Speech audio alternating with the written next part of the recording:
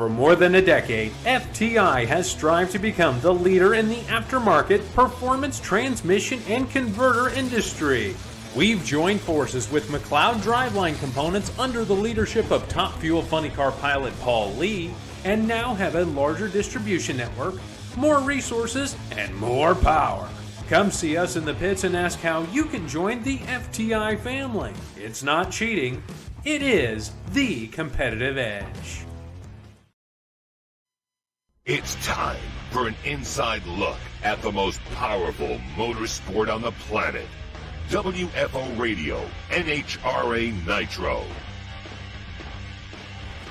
This is WFO for an inside look at the most powerful motorsport on the planet. WFO. What a catastrophe. It sometimes happens that way, and we just keep going. Hey, everybody, WFO. Hopefully you're doing great, getting ready for Vegas. Vegas, baby. Vegas Four-Wide. We're going to preview the race. The voice of the NHRA, Alan Reinhart, is back from the Bristol Dirt race. What happened there? Reinhart was like a big VIP going around Bristol Motor Speedway in the dirt. It was crazy. We'll talk to him about that. We've also got Pro Stock winner from the Lucas Oil Winternationals, Dallas Glenn, who's out on the links. He's going to join us as well for his Pro Stock winter view as we get ready for Vegas, which is this weekend. And what I'm hearing, they're all warmed up. They just had the spring fling 1,670 cars out there. Jeff Foster and his team is like ready to go for the NHRA National, the Four-Wide at Vegas. It's going to be great. I'm hearing great crowds. It's going to be awesome. Before we get to our guests, though, let me tell you about the people who make it possible for me to go WFO. Great stuff. Really appreciate all of our sponsors. And without them, it's not happening. It's as simple as that. Like, for instance, the folks at Phillips Connect. Phillips-Connect.com, smart trailer technology. And it's been interesting to see the people who are emailing me, Joe, at WFOradio.com about the transportation industry, whether you've got trucks, a fleet of trucks and trailers out there over the road, you are interested in a personal introduction to the folks that do the smart trailer technology. I think it is great. Whether it be brake sensors, light sensors, weight sensors, all kinds of sensors that get ahead of any problem that you might have. Think about it. Your trucks and trailers are out over the road. The drivers are driving them, but do they really know what's going on with the machinery? That's the question. The sensors tell the tale. You can know ahead of time before a problem becomes a problem. That is Phillips-Connect.com, or email me, Joe, at WFOradio.com. Of course, Total Seal Piston Rings, the leader in ring seal technology. You go out there through Stock Eliminator, through Super Stock, through Pro Stock, through IndyCar, through Formula One. Total Seal has rings in competition in all of those fields. Why is that? Well, because they know what they're doing, and they are absolutely cutting edge technology. Reduce the friction, increase combustion. Total Seal. If you're looking for rings for your next engine, if you're an engine builder, you should reach out to Keith Jones, Lake Speed, Kevin over there, Total Seal. Tell them you heard about it on WFO Radio and get the program started. Make them your first call, not your last call. Folks at Foggit, Foggit. It's interesting watching all the videos, different uses people are finding for Foggit. The most important use is to protect the inside of your high-performance racing engine. Whether you're out there at the Spring Fling or you're out there up in the Great Northwest, anywhere where you've raced your car all day and then you put it away for the night, you really want to do something to protect the inside of your cylinder walls. And that's what Foggit is all about. It works on firearms and anything that you're looking to inhibit corrosion. You're looking to limit that. Go to Foggit.com to order yours, and they have a great contingency program. So reach out and find out about their contingency program as well. Foggit. FTI Performance Transmissions and Torque Converters, they were all over the Spring Fling. You didn't have to go far to see them in use, whether it be on the racetrack and their sponsorship, supporting $100,000 day. Great stuff. FTI Performance Transmissions and Torque Converters. Just look at the cars in the winner's circle, and they will tell you what you need when it comes to transmissions and torque converters, whether it be .90, whether it be Top Drag Store or Top Sportsman, or even pro modified cars. A lot of them are using FTI. They just don't want to tell the competition what's up. Later on in the show, I'll tell you about Sam Tech. I'll tell you about Frank Hawley's Drag Racing School. I'll tell you about Rodax, and we'll take a deep dive on Bernie's Speed Shop, BURNYZZ.com, frame off restorations if you want to buy or sell your classic muscle car. But right now, let's go out to Tucson, Arizona. This guy on his off weekend, he's making miles as well. The voice of the NHRA, Alan Reinhart, joins us now. What's up, AR? How are you? Hey, Joe, I'm well. Just home for a couple of days and getting ready to head to Vegas for a couple of weeks because, of course, I'll be staying and doing the big regional the weekend after the national event. So looking forward to an extended Vegas, baby. Vegas, baby. It's Bristol, baby. So how was it? You went out there and, I know, like, I don't, was this birthday related? When is that? What's the story? How was this? How did this all come together? Well, I've wanted to go to Bristol and see a cup race for a long time. And it just happened, the timing was right and everything worked out. And I got invited to come out and be a guest of NASCAR on Fox. And I said, well, I'm not turning that down. So headed that way and got an opportunity. It was really a spectacular race. And it was nice to meet a couple of people that I hadn't met. And it was nice to catch up with a couple of people that I hadn't seen in a lot of years. Mike Joy, for instance, I think the last time he and I talked to each other was probably 25 years ago. But we had worked together at one point, probably 30 years ago. So it was nice to catch up with him a little bit. And they kind of gave me the royal treatment, which is normally more than I deserve. But really enjoyed it. Really enjoyed getting out to kind of see how the other half lives. It's still, for me, it's strange to go to a racetrack and not have a legitimate task. But, having the time to kind of bounce around a little bit. Caught up with Dave Moody, my buddy from Sirius XM NASCAR Radio that I don't get to see very often. And overall, it was a really good experience. And the race was great. With the talk that's going around now, I'm really glad I did go, because if that does turn out to be the last time that they run dirt at Bristol, I'm glad I'll be able to say that, yes, I was there and saw it at least once. And from everybody I talked to, they said this one was the best of the three. I did watch the other two on television, so I think that's probably true. But overall, it was just a great experience. It's nice to get out and kind of see how the other half lives and experience. It's kind of like when Mike Joy and I were having a conversation on Sunday and talking about, some of the internet stuff and some of the hate and some of the things that fly around. And, I've never understood, I have respect for anybody who spends time and money trying to go faster than the person next to them.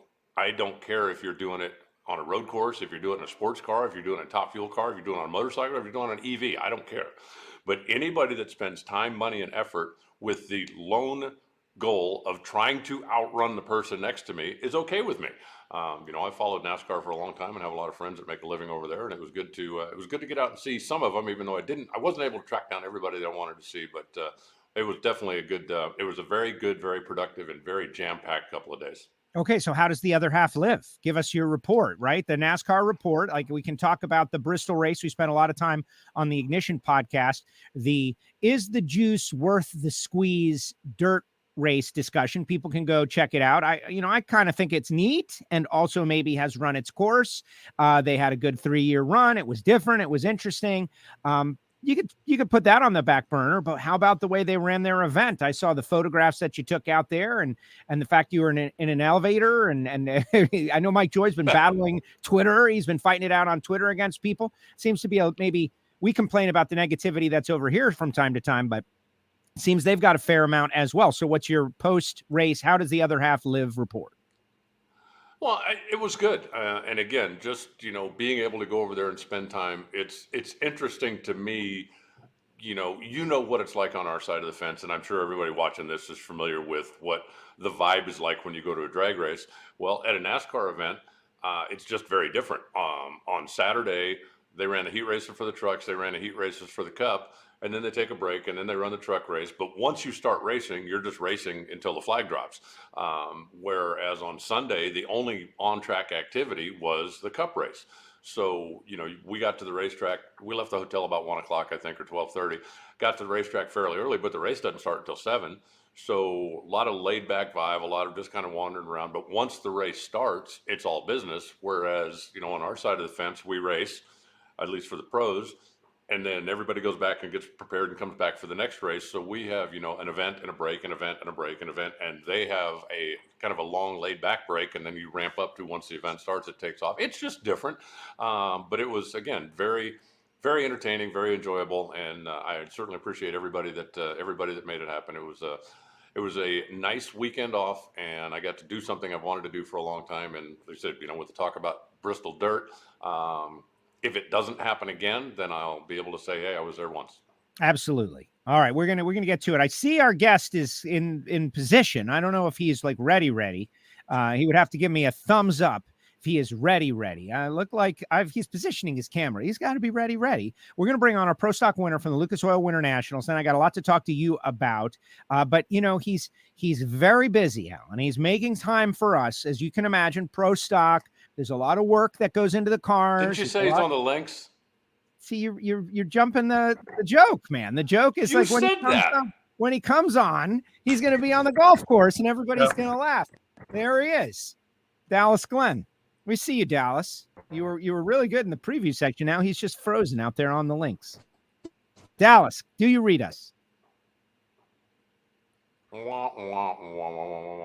We can make fun of him right now. It would be a great time. He's frozen. He's helpless. He can't do anything. I'm going to kick him out. He looks like he's zeroed in on the tree, waiting for the ambers to flash, and there's no way to distract him then. That's it. All right, I'm going to kick him out, and we're going to try to get him to come back in. Wait, we hear you. They're golf carting from one location to the next location. This is live WFO right here, folks. What's up, Dallas? We can sort of see you now. His cell phone service looks like it's about as good as mine was at Bristol. It was so great in the testing, though. It was great in the testing situation. So let's go back to the Bristol Dirt Race for just one final thought in that. And for people who don't listen to the audio-only Ignition show, I understand you don't get to see this, but there's a lot of interesting content. To me, that's a made-for-television experience, right? It's Easter night. Where is everybody? Are they going to be at the event, or are they going to be home with their families looking desperately for something to watch? And, it wasn't a huge crowd, but everybody that I know was watching that thing on Sunday night because there was nothing else really going. It was Sunday night after Easter with the fam, and it seemed like a created for television kind of event. And it just kind of shows me like that the difference. We're always trying to pack the house. We have to pack the house at the NHRA. That's part of our deal. We need, like Tony said, butts and seats. NASCAR's got a giant television contract. They make a lot of money. They can afford to put out some shows that are primarily designed for the television audience. Yes, but and it was interesting because that was a discussion that we were having, kind of internally, so to speak, after the event was over, about why the attendance was not spectacular. And the real debate was the date versus the dirt. Is it that people went, okay, cup cars on dirt, they tried it, yeah, maybe that's just not my thing? Or was it's Easter and it's such a family-oriented holiday and people want to stay home, and you want to spend certainly Easter morning, which is part of the reason that the race didn't come on until so late. So then do you want to pack up, go out and go to the racetrack? And I don't know what the correct answer is to that question, but you say it's a made for TV event. I think it would have been it's a much better event to see live and in person, because TV can only show so much. And while there's a battle going on for the lead, which certainly was intriguing, especially in the third segment of the Cup race, the battle for like 6 through 20 was wild. I mean, they were 4 wide in every corner, every time around, and there was stuff going on all over the racetrack. But TV can only show you so much of that. Oh, is he actually here? I don't know. We'll see. Is he actually here, Dallas? Are you actually with us? It looks much better. You look great. Yeah, I swapped to a buddy's phone that seems to be doing a lot better than mine. There it is. Okay. And what phone do you currently have, Dallas? What is the model number of the phone you have? It's one of the phones. Sadie got it for me, and to be honest, I don't even remember. It's got Sadie got it for you. It's got to be great. So while we've got you, you're out there on the links. You're between the Winternationals and the Four-Wide in Vegas, and you're the most recent race winner. You've worked your tail off this year, getting that car where you want it to be, and it wasn't too far into the season that you scored your first win. That's a great job. Tell us how you got it done out there at the Lucas Oil Winternationals. Well, I guess I kind of have to start back in Phoenix. We were unhappy about some stuff in Phoenix, and we stayed on Monday and did some testing and just did a couple half-track 330 runs and kind of figured out a few things, learned a few things, and went into Pomona. And I think it feels like we got it all sorted out. I had our chassis guy, Doug McGill, back at home make me a new clutch pedal and make some tweaks to it to the one that I had. And it all felt really nice going into Pomona. I was perfect on my first qualifying run. And I knew I had a really good car. All I had to do was just basically not mess up and always just hit my shifts, cut good lights. And it's nice to, when your car's working, you can just trust your car and trust the great brain trust behind it with Dave Connolly and Rob Downing and Nate Van Wassenhove and all those guys. So everything worked out real good. Let's talk about, I don't remember the second round or semifinals, but when you dropped the clutch and that thing hung a left, and I literally sitting up in the tower thought, man, it's over, because as tight as the class is, you're going to give up so much with the big arc run. What caused that, and what did you change going into the next round where the car looked like it was perfect?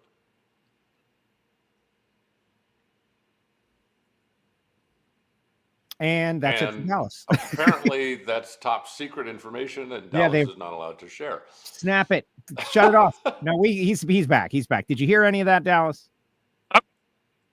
I caught enough of that. It was the semis when it made that hard left turn.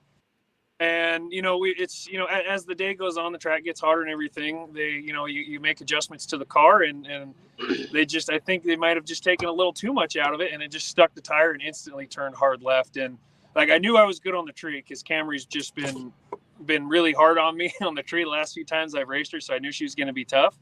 And I went up there and I just tried to hit it as best I could against her. And when it let go and it just flat turned left, and I just started turning the wheel to the right and shifting gears and just prayed that it came back in it. And safety crew, the safety guys did a great job prepping the track, and it was good throughout. And it came back nice and smooth. And somehow it made it from A to B on that one. That one definitely made me nervous, though.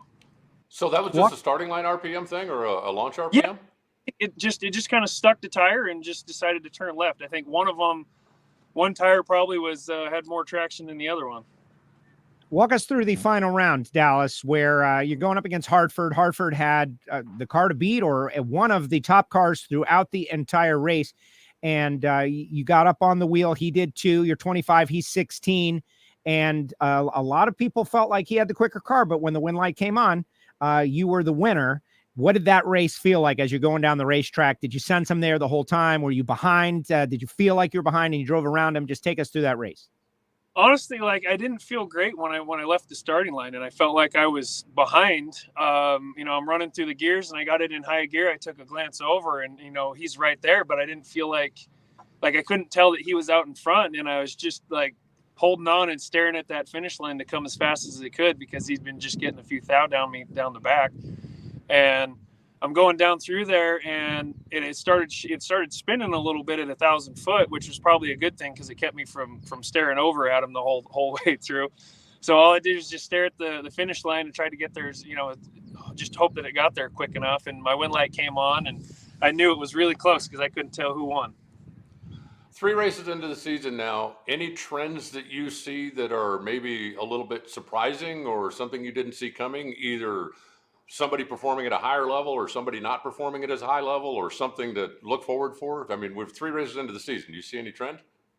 It feels to me, we worked really hard over the off season, and I feel like we kind of picked up right where we left off the end of the year.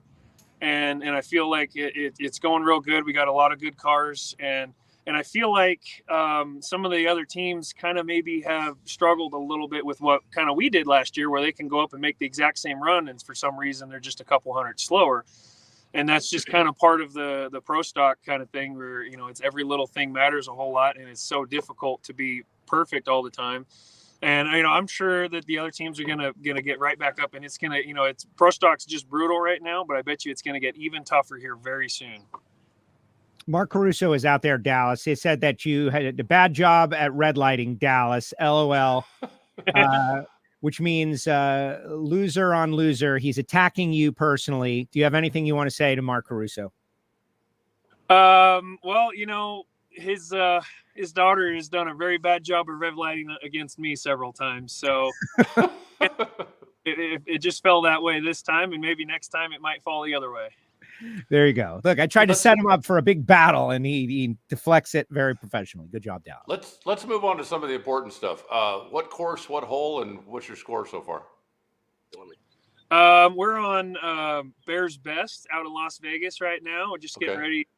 Had some time off in between races. I raced the million. I'm here with Dan Provost, who's practicing his chipping right now with Mr. Rad himself. And we are on the sixth hole, and I think I am 1 over right now. Okay. Damn. Don't Wow. play golf with Dallas. Okay. Yeah. Note to self. Yeah, here's Dan. I don't know if you've seen Yeah, Dan we Pro. can see him. What's up, Dan? This is the reason. This guy's the reason why I'm racing right here. I should have sponsored him in golfing. Would have been cheaper. No, it wouldn't. Yeah, and not as much fun. And everybody out there, obviously, Rad Torque System. The big announcement that you guys made last year, that was big for solidifying the field. We need you out there, Dallas. You did mention the $1 million, though. That's why we didn't have you last week. How did that go? I know you didn't win it. I know that. But how did you perform out there? And I know it was tough. Yeah, the racing's tough, and I feel like during the $1 million, I started off really good, and I had lots of. I was in a great car that Shane Thompson provided. It was a 440 dragster, does 160 in the 8th, and I felt like I did okay. It wasn't my best job on the starting line that I've ever had before. Finish line work, I felt like I was real solid, and I think I lost 5th round in the $1 million. It was the round before the big split happened, so that's it's one win light away from getting into the big split and breaking even for the week. But I had a great time. I made some really good laps. I got beat up on pretty bad on a couple of them, but that's going to happen when you're out there racing with some of the best in the world in bracket racing. Saw some really great packages. There was a package attack there where you pay $50 and in the best package wins a set of cylinder heads. And there was 2 packages that were 1 thou away from perfect. They were perfect and dead on one. So that shows the level of competition out there. It's just like being in Pro Stock, where everybody is on their game and everybody's practically perfect. Excellent. Did you think about asking Shane to put a button under the clutch pedal in the dragster so you could practice your Pro Stock driving instead of leaving with the thumb? Well, I mean, after about the second day, I was actually tempted to do that because I was struggling with letting go. Get to the 7th hole. You're probably holding somebody up out there on the course. Thanks for taking time for us. Oh no, I think we're okay for a minute here. Oh, okay. All right. So one more question on that, just because you had revealed that this car that you're driving, like, you love it, right? Like the cars you've had in the past, you did well with them clearly, but this one you really like the balance, everything about it.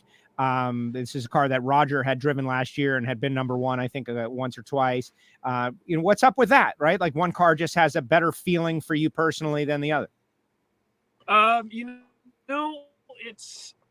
I almost feel like there's some cars have their own personality, and I feel like the personality of this car just kind of fits in well with me. And then I spent a decent amount of time over the off season getting my seat fit right and seat belts fit right and steering and just kind of moving all the little things, the shift light and stuff where I like it. And it just feels very comfortable. The way it drives down the track, where the shift light is, how it shifts, the visibility, where I'm sitting in the car, just feels very comfortable. And it took a couple races to get the clutch pedal where I wanted it, but I feel like it's there now. It's real comfortable. I can be consistent and just try to click them off. Give us a 4-wide preview for Vegas. Vegas, obviously, the 4-wide mini season starts. Back-to-back 4-wide races. Vegas, then a week off, and then Charlotte. I think it's perfect to be able to go back-to-back 4-wide. Give us your preview.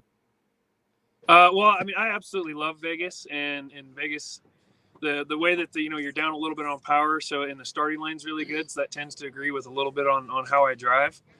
And I feel like Vegas is going to be extremely tough. There's a lot of Vegas is going to, like, one of the equalizers. There's going to be a lot of cars who are very good here. And I think it's going to be an absolute bloodbath out there. I think anyone in any quad is going to be able to win this. That and the weather's going to be absolutely beautiful. I think it's low 70s every day, 80 on Sunday, which 80 in Vegas, let's be honest, it does not feel like 80 in Vegas. I think it's almost 90 here today, and I'm in pants. Nice. Yeah, it turned into summer while I was in Bristol this last weekend. When I left, I had the heater on. I came home and it's 95 degrees. So, yeah. All right, Dallas, we'll let you go. Thank you very much for joining us from the links. Go hit them straight, and we will see you in a few days. Yeah. See you guys in a few days, and I'm going to see if I can beat up on Dan Provost here and see if I can win some money from him. Don't do that. Don't beat your sponsor. Don't do that. Oh, you won again by a stroke, Dan. Amazing. Amazing, Dan. I don't know how it happened. Later, Dallas. There he goes. Dallas Glenn with us here on WFO Radio. And he's got me excited about Vegas, Alan. I feel like the momentum story that's happening in the NHRA will continue this weekend. I think we had discussed it a couple of weeks ago, but pre-sale tickets up. It's a great event. It's Four-Wide in Vegas. This is only like, the third Vegas Four-Wide, interrupted by the pandemic, something like that. So it's still relatively new for the East Coasters. Yeah, West Coasters, but that West doesn't Coasters. sound right. I don't know. I'd have to go look. I thought we'd have at least 5 of them, but I could be wrong. Everything kind of runs on top of itself. But no, I'm looking forward to it as well. I'm looking forward to, getting out there and seeing what happens. And it's interesting, the number of people that I've talked to that, from a competitive standpoint, that think the Four-Wide gives them an advantage because simply, that you don't have to necessarily win in the early rounds. You just have to advance. And that gives you an opportunity to potentially learn something during the course of the day, and hopefully you get it figured out by the time you get to the final round. But I've talked to a few people that that are really looking forward to it for that reason, because they feel like you don't necessarily have a bye run, but sometimes you can almost get a mulligan. You can make a mistake and get away with it and still advance on to the next round. And there's going to be some new people there to Four-Wide. I'm going to do a staging school like I've done so many times before on Thursday afternoon. So we'll get everybody hopefully lined out and ready to go. But I'm looking forward to the first time the light flashes on all 4 lanes on Friday. Erica Enders, good chance to get her season turned around, pointed in the right direction. In Vegas? Nah. Exactly. Well, Brittany Force, similar situation. Brittany swept the year last year also, and has yet to get on the board with a win. This is where she got her first win last year in the start of the championship season. Yeah, and a number of people, like I said, really looking forward to this and getting into kind of the meat of the season as we start moving now. You've got a couple of races under your belt. You should be in a groove. If J.R. Todd's team doesn't win the Never Rest Award, then I'm never going to vote for that again, because if you've been following along what those guys have been through, having to send a transporter back to Ypsilanti, having to send a second transporter out to PBRC in Indiana to get a car front halved and fixed, and their new one off the jig, and blah, blah, blah, blah, blah. They're going to be coming in, I think, maybe a little sleep deprived, but also with a little bit of a chip on their shoulder, because you want to, if you're going to put in that much effort, you want to go out there and get some kind of reward for it. So I think they're going to be one to watch, definitely. The NHRA.com has got a feature put together by John Kernan up right now. I think it went up this morning about the chassis going together, and Joe and Dan like staying up extra late to get it done. It's very interesting, though. It's just not like a typical feature. They show that they're welding this thing in tandem at exactly the same time, mirroring their welds. Like, I thought that was very interesting for people to see. Like that not only are you putting this thing together, but it's a timing situation about how you put it together and when you put it together. I think that was an extra layer of information that we got out of that deal. I tweeted it out earlier today from the WFO Twitter account, but everyone should go check it out. That was pretty interesting. Yeah, I haven't seen it yet, so I'll have to do that when we get off for the podcast here. Yeah, excellent stuff. So let's talk a little bit about, normally I do this at the very beginning of the show, but we had Dallas and we jumped on, but we lost a couple of the world of racing, lost a couple of big ones this past couple of weeks. Bill Mullins, of course, Jerry Bickle, both passed away. Bill Mullins, I think of Will Smith. Whenever Will would be at the track racing, he would always, text me or something. Hey, man, Bill Mullins is with me. Guy got big wins in multiple categories, was the third driver over 260. So he was hitting right at that era. And I think 88 years old. But a legend nonetheless that we have lost, someone who devoted a lot to the sport of drag racing. And then there's Jerry Bickle. Unbelievable when it comes to the world of chassis and pro mod. And Ricky Smith had a very heartfelt, emotional post that he put out there. Jerry has passed away, and I can think like he's one of the iconic chassis builders. There's Jerry Haas, there's Jerry Bickle, there's a couple others. Yeah, and Jerry Bickle and Jerry Haas does the same thing, but those guys, customer service is what they do, right? And even if you're not necessarily a customer, the number of times over the years that I'd speak to somebody, even a sportsman racer, that said, it's been doing this. And, I spoke to Jerry Bickle, and he came over, and it's like not his car, not his deal, but would come over and look and lend a hand and give advice, because he was a guy that wanted, he just wanted everybody to get out on the racetrack and have their best chance to win. Obviously, he would rather have him do it in his car, and he built some really solid cars out there. You think, Jim Yates and all of his championship and glory years was always in Bickle cars. You mentioned Ricky Smith and all the success that he's had. But whether it was Pro Stock, whether it's Pro Mod, whether it's RVW, whether it's just really fast, bracket cars, top sportsman stuff, he built some really, really solid stuff. But I think even more than the building cars and the innovations, when I think of Jerry, I think of the number of times when somebody at the racetrack would come over and say, I need a hand here. And I never saw him turn anybody down. I'd say, even if the guy was driving somebody else's car, if somebody came to Jerry and said, hey, I need a hand, can you give me, come look at this, come give me some advice. And I think that, that's what I remember about him from all the years being at the races, especially when I was so deeply involved with Pro Stock. And it's up on NHRA.com as well, the in memoriam. But, Walt Rhodes passed away recently. Of course, his son, Adam, has gone on to such great things, and they're dealing with a tough time. It's just that's every week we could talk about a legend who has passed away. Bill Reichert, I think we were in Gainesville when that one happened. Maybe it was Arizona, but just very tough stuff. Craig Breedlove, big story. That's land speed racing, but that's where we all started. It's that. As we get to this age, this is what happens with a lot of those early, not necessarily the earliest of pioneers, but people who were there who really made a mark. We're starting to lose them en masse. Well, circle of life. And we are in a sport now that is 70 years old. So those that were there at the beginning, if they're not 100, they're getting close. And, as you said, it just kind of gets into that time. But it's, like I said, it's just circle of life.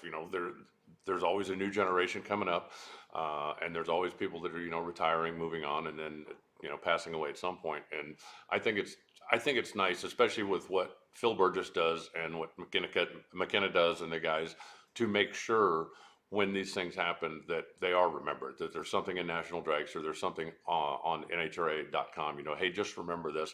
And, reminding the new generation that the reason you're here is because of things that these guys did 30, 40, 50 years ago to get the sport on track and pointed in the direction that left it for you. And hopefully, the young people that see some of this stuff realize that it's almost like a legacy has been entrusted, and 20 or 30 years from now, they will leave the sport in a better place for the next generation. Absolutely. Blake says, yes, this is the 5th Vegas Four-Wide. He has done the research. I missed a couple in there due to the pandemic. I guess that's why I feel like this is the 3rd for me. It makes perfect sense. So you mentioned a few moments ago about as we get into the meat of the season, right? This is a new schedule we've got. We ran, Gainesville, Arizona, Pomona, 3 races, a nice sample size to see what's what.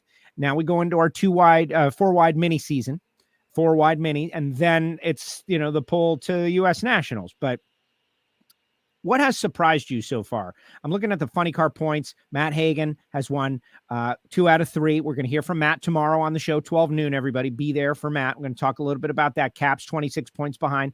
Alexis 64 behind. Robert Height 71 behind. That was your final quad at Vegas last year. It was kind of interesting how that all worked out. But any surprises there? And if there is a surprise in funny car, what is it?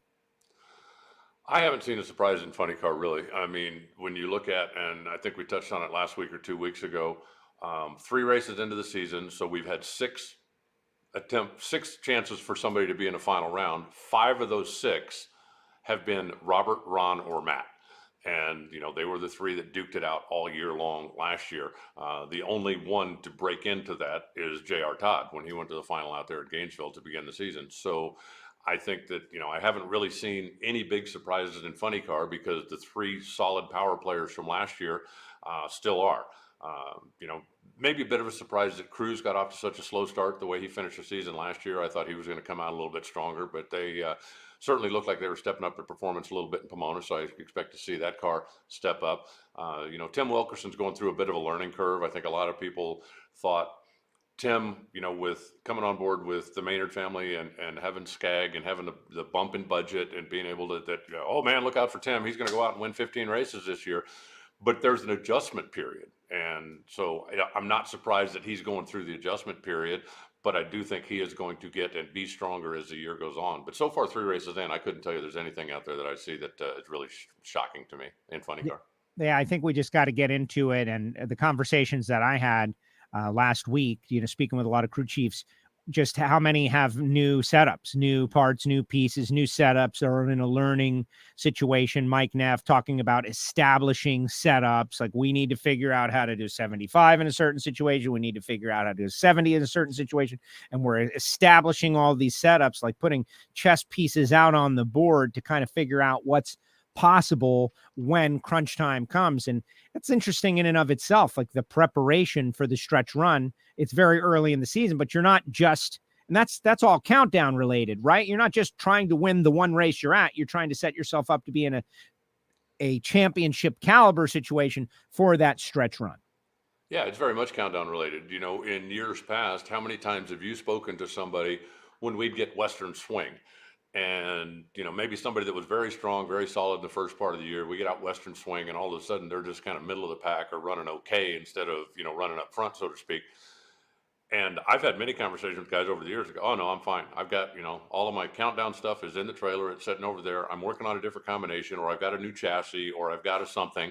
We need to get a baseline for this one. And we figure that now's the time to do it because we need to be ready when it gets there. You mentioned Mike Neff, he and John Schaefer. How long has it been since they've worked on a top fuel car?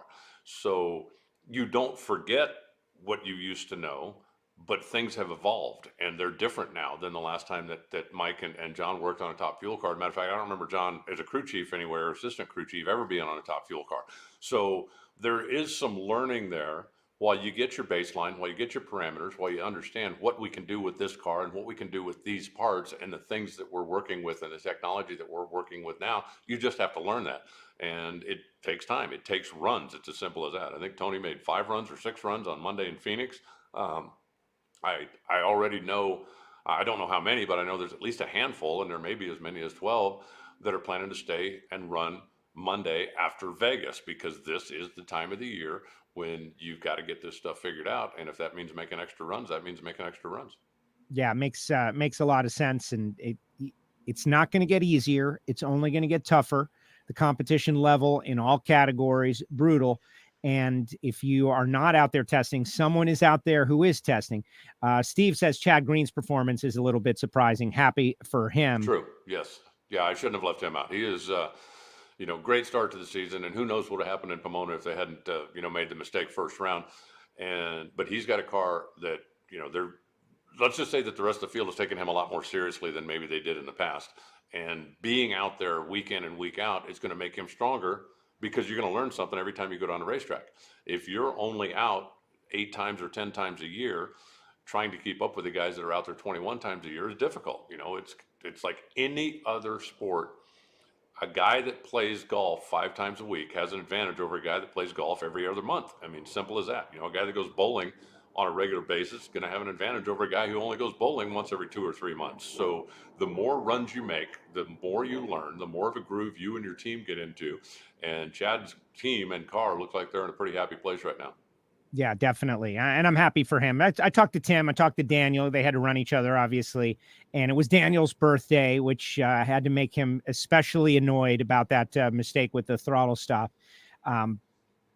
But Tim says they've got all last year's stuff over there. Like that he's running Tim's everything from last year, as Tim has a bunch of brand new stuff, and figuring out what it's like to have new parts and pieces. So this is a good opportunity for Chad to go out there and go some rounds and get up there in the points. Thinking about Pro Stock, we talk about Erica being 10th in the point standings, only 107 out of the lead, which is Dallas Glenn. But, I'm not going to push the panic button on Erica Enders ever, never. But it is very tough out there in Pro Stock. Like this 4-wide race, you could slide your way through the final round by not winning a quad, just finishing second, and then win that final quad. Like anything can happen. It's impossible. I would call it impossible to handicap 4-wide Pro Stock. Well, yes and no. And, I think one of the things you got to keep in mind with Erica, 10th, there's a lot of people that look at that and go, wow, the champion's only won 1 round all year, but she had a mechanical in Gainesville. Okay. So just throw that right out the window, because if the car starts, who knows how far she goes. In Phoenix, okay, they got bounced in the first round. They haven't had quite as dominant a car in qualifying, but yeah, I think that's, a little bit misleading. I think that, a lot of people expected her to come out and be running right at the front. And I think you could say the same thing about Greg. He finished the year with the win in Pomona, moved him up to second in the points. And you think, or I was thinking, he's going into the winter break as motivated as Erica was the year before when she finished second in the points and was pissed about it. And so I think a lot of people expected Greg to come out here and just be like swinging and throwing haymakers. And he hasn't really performed at that level yet either.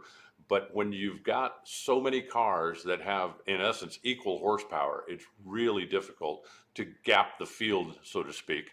But it's, as you said, it's going to be, the four-wide is going to be crucial, because I think you're going to see somebody at the four-wide be at 25 or 30 on the tree and lose on a double hole shot. And the cars are so close that the drivers are really having to step up their games. And that's why you see, Dallas, against Camry, as Camry has done against Dallas, when you come up there and, you just can't look at anybody and go, okay, I can give him 3 on the tree because I can outrun him. And that's just not the way Pro Stock is anymore. Right. Derek wants to know if Erica's in a new car. I don't believe she's in a new car. See, they got a new car that they're going to transition to eventually, but they're not in a new car just yet. That was kind of a something. Right. Outrun by 3. Like, that doesn't exist. Hartford had that, had a really good car and had a slight performance advantage that could be gobbled up by having a terrible light like a 20, right? Like, if Dallas is 002 and someone is 25, you're not safe. You're never safe. Like, there's no, I think about the Gator Nationals back in the day when Warren won 4 in a row and he had 4 Hun on the field, like the next closest competitor. It was, you could go out there and be 50 and beat everybody, but that is not the case. There's no way for any one driver to be safe, regardless of what their reaction time is, unless you're, 10 or better. Well, see, that was also an era, you talk about Warren back in the day, that was an era when I don't know anybody who spent 10 minutes working on making the car react quicker. They worked on making the car faster. And if you had a big enough performance advantage, whether it was Warren, whether it was Glidden, it didn't matter, right? You can be 50 or 60 on the tree, and I don't care if the other guy's 002, I'll just drive by him. And even those guys weren't necessarily spending time concentrating on making the car react quicker. Well, that has changed a lot. And I think that Erica, probably more than anybody, is the one that drove that ship 5 years ago or 7 years ago or whenever it was, when she was getting to be consistently 15, 18, and everybody else that, figured 35 or 40 was a good light, and then realized we're losing races because Erica's team has figured out something that makes their car react quicker. And then everybody started kind of working that direction. And, I think there's so many people, the driver gets so much credit or so much blame, but I don't know how many people realize just how different car reactions are. And that's the reason the green light's on the back of Derek Kramer's car. And so when they go testing, they can differentiate the difference between when the driver reacted and when the car reacted. I remember in this, obviously not Pro Stock, but when Tommy Johnson and Ron Capps were driving the 2 Skull cars, and Capps was consistently 2.5 or 3 hundredths quicker on reaction time. And Prudhomme was kind of getting on Tommy about, hey, look, you need to step up your program. You need to do your job. You need to, and Tommy's like, man, I swear I'm hitting the gas and the car's not moving. And nobody really took that to be serious until one night in Dallas when they lined up side by side. And it was a Friday night qualifying run.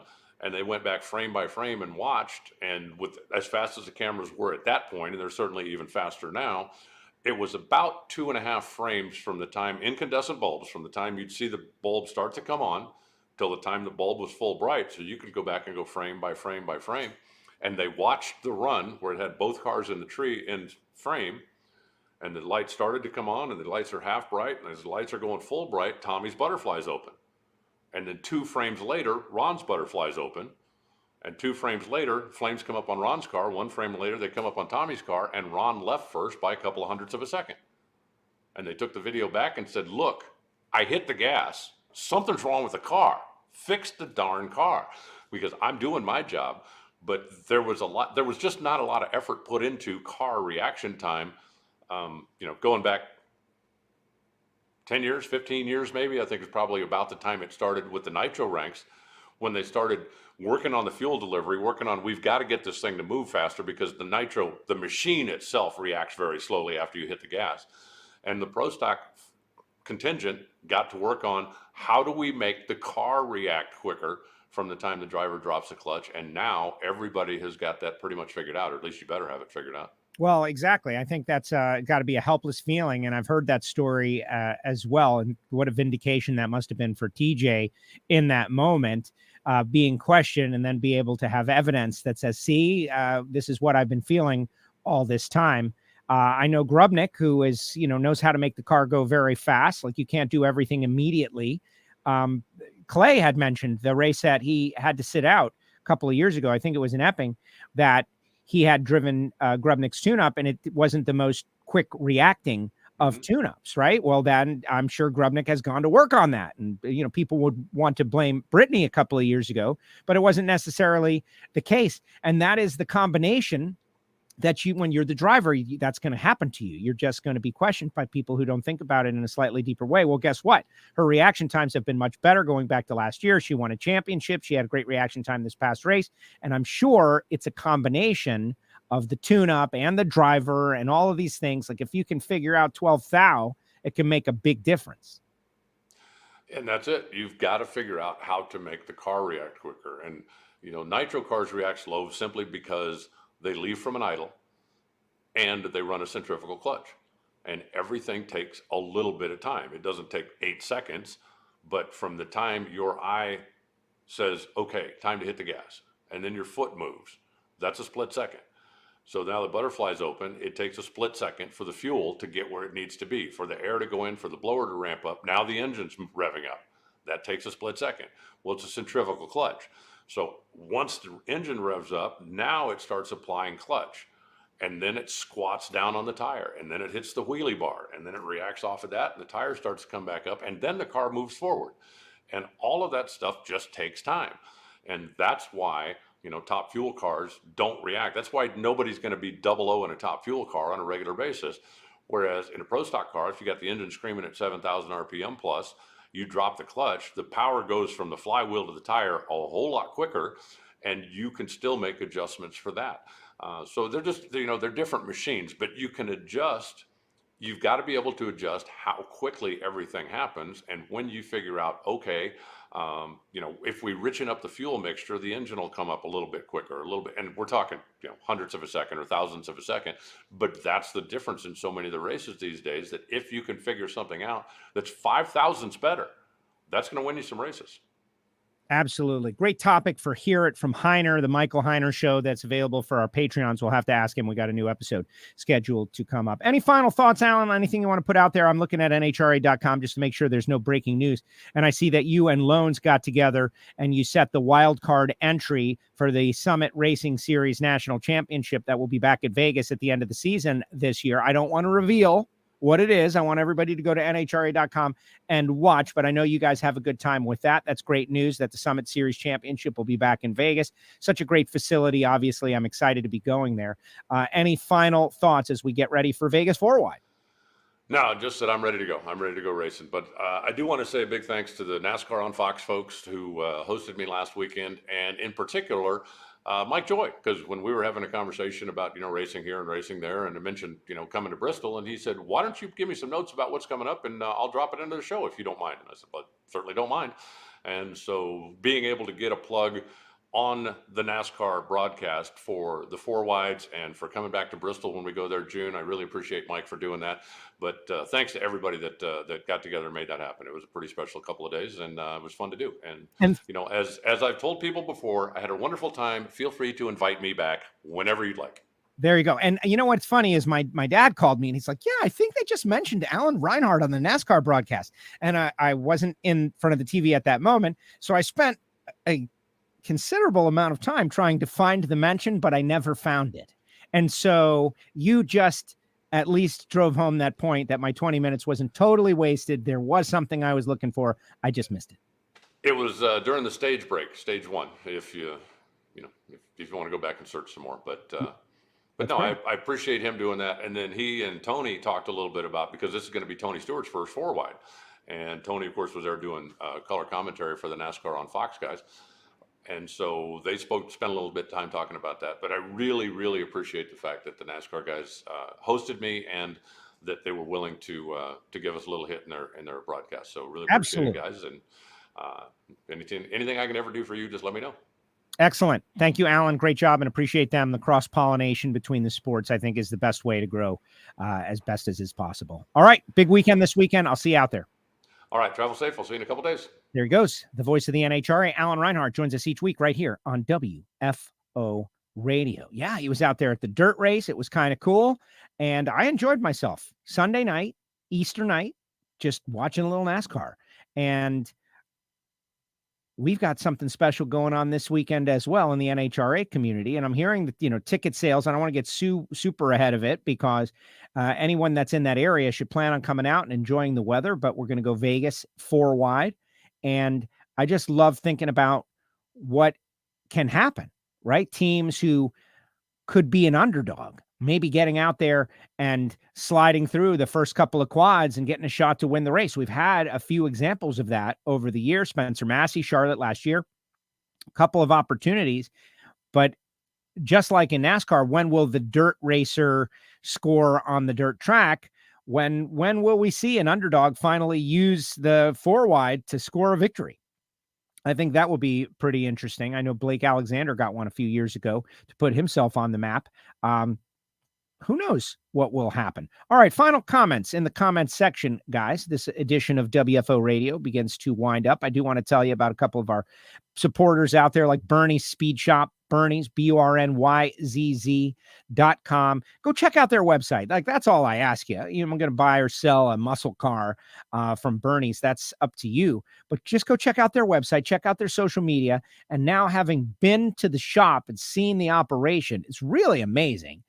It's not just a regional phenomenon. If you are a muscle car person, or if you're looking for a frame-off restoration, this is the kind of place that it would be worth shipping the car over there and having these guys do it. Check out Bernie's.com, BURNYZZ.com. This is Josh Hart's company, and really the genesis of this whole operation that is Josh Hart.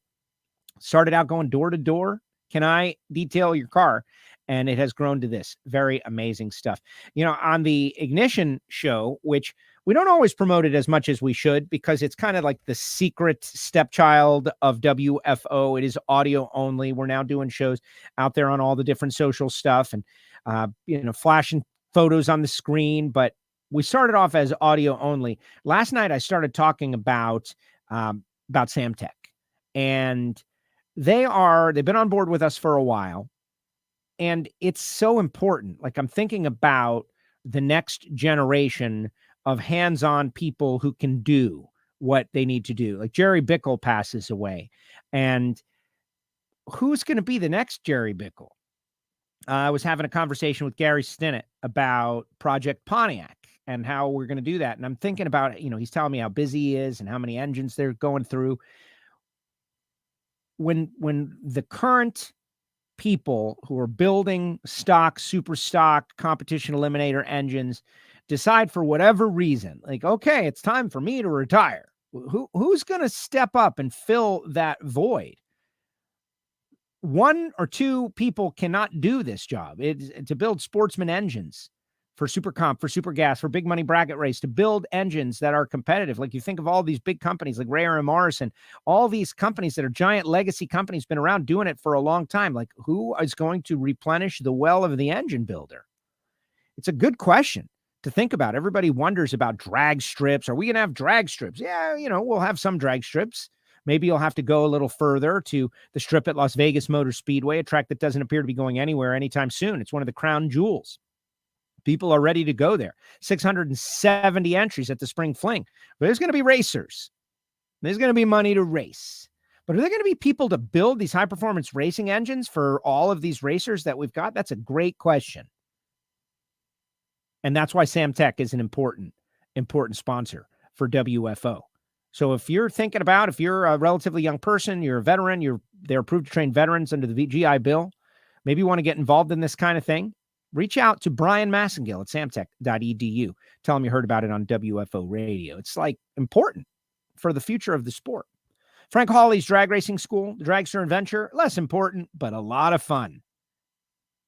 Whether it be licensing drivers or giving someone who just doesn't understand what's it all about the experience of driving a dragster, for me, that is very valuable, because there are so many people that they see a football, they go to a football game, they understand football. Drag racing is different. It is more challenging to understand the passion for all of this. And I'm very lucky I get to introduce first-timers and newbies to the sport all the time. I was hanging out with the staff of K-Rock out there at the Lucas Oil Winternationals, and some of them had some drag racing experience, but not many. And they were just blown away by what they were seeing. Like, what? This is a thing? Yeah, it's a thing. And that's what Frank Hawley can do, is expose somebody who doesn't know that next level, what it's like to drive a dragster. Why does Dallas Glenn get out of a Pro Stock car and still feel great about going and competing in the Spring Fling in a Sportsman dragster that runs 440s to the 8th mile, right? Which is very fast. Frank Hawley can do that for you, frankhawley.com. And then there's Marvin Rodak, one of our great sponsors down there in Fort Worth, Texas, 817-924-6821.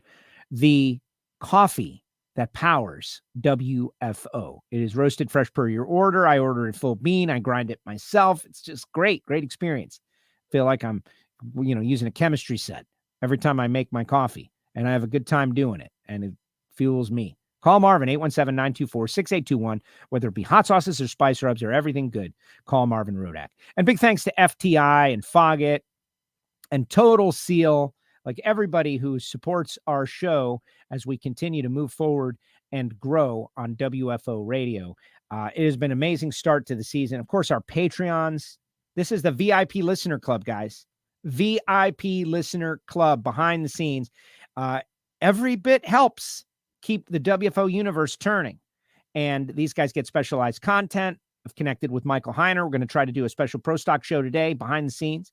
If you join Patreon, you get a free t-shirt, but you got to join for the year. Can't join for like 1 month for $2 and get the t-shirt. That makes sense. Join for a year. I'll send you out a t-shirt in addition to your regular Patreon swag. patreon.com/WFO Radio. Yeah, I had to look down, right? Because I got all sideways. Simple as that. But you'll get stickers and you'll get all kinds of other stuff being part of our secret society. The merch store. Having sales left and right, guys. Left and right. WFO merch. It's going like gangbusters. Hopefully you will check it out. All right. Let's see what people, and I did mention Project Pontiac. We believe we have located a block. We are doing some investigation to make sure that the block is going to work for our purposes. But we believe we have located a block.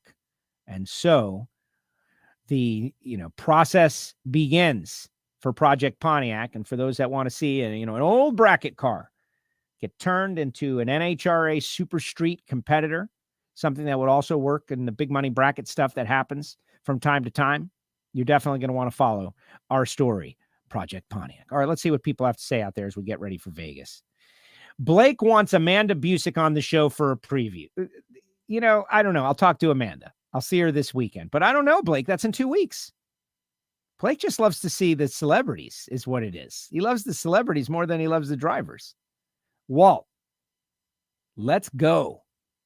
Walt going to be out there in Vegas this weekend. What's up, Walt? Earl, nice thought, Joe. The underdogs are important. The whole idea of an underdog, slipping through and getting the win, like that would really be great for NHRA 2023. I think about Chad Green, running well is one thing. Getting a win is another thing. And that puts you on the map. Like, what do you want out of NHRA? Well, people want great stories and great personalities, but you look at if you go to NHRA.com, you see the final quad from last year's race. And the final quad are the top 4 in points this year. Alexis is in there, Hagen's in there, Robert's in there, and Caps is in there. And that was the final quad last year. I'd like to see some new faces get in there. Now, obviously, Pro Stock is wide open and has proven that. Wide open. Awesome. Top Fuel, kind of in between, and Funny Car. I don't want to call it the same old people, but it's the people who have been dominating and successful at the start of the year. And I would like to see Team Coletta be rewarded for their hard work and their effort. Like, that's how you earn fans. People ask me all the time, why are some people more popular than others?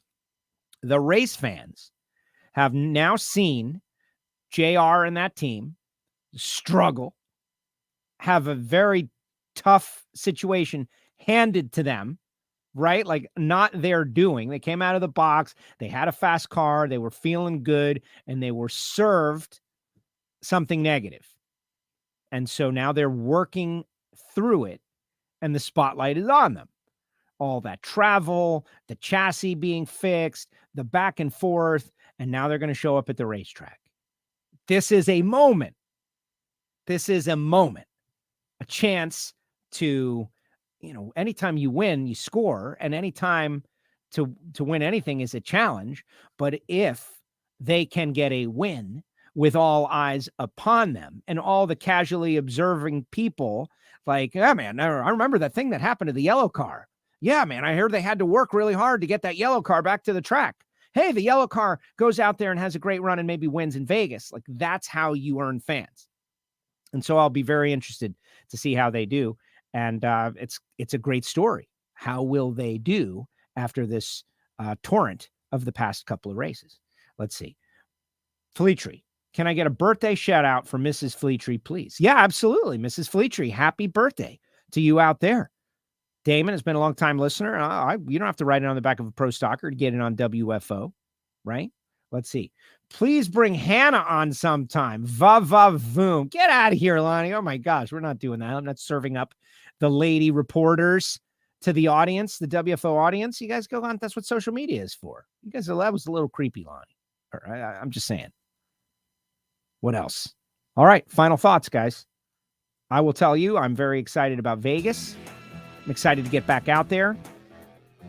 And I'm also excited to report. Like, I don't even want to say this, but I'm going to say it because I was wondering. We did have a catastrophic start to the show with the audio, but it is what it is. We got Matt Hagan tomorrow at 12 noon. We're going to talk with Hagan. But this 4-wide mini season, 2 back-to-back races, and then we get it over with. We're going to have a great crowd out there in Vegas. I know a lot of people that are saying they're going to go out there. A lot of cool stuff. I think the schedule is really working out. Patreon here just got married this weekend, says Fast Eddie. Congratulations. You got married. Way to go. WFO, Fast Eddie. Congratulations on your nuptials. May it last a lifetime. Thanks to Alan Reinhart, of course. Appreciate Alan. Appreciate Dallas, who's probably right around hole 11 right now. 1 over through 7. That's pretty good. Way to go, Dallas Glenn. And I appreciate all you folks out there in the WFO universe for supporting the show. Dallas gets the job done. Ken Black, obviously. Dallas' mom and dad.